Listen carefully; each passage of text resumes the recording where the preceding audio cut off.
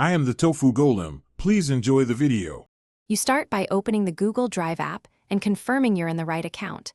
This prevents deleting files from another profile. Next, use the search bar or navigate your My Drive folders to surface the file you want.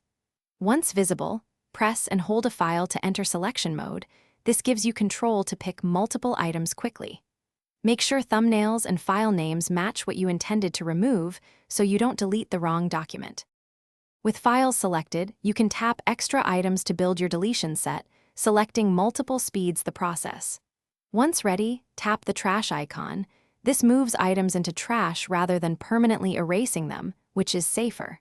For folders, expand or preview to confirm you're not removing nested content you need, because folders delete their contents when trashed.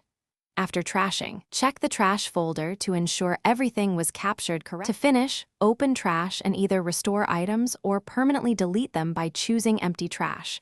This final step frees storage space on your account.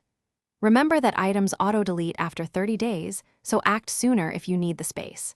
If deletion fails, make sure Drive has network access and sufficient permissions, then force close and reopen the app to resync changes. If you still see problems, check account storage limits and sign out and back in to refresh your session.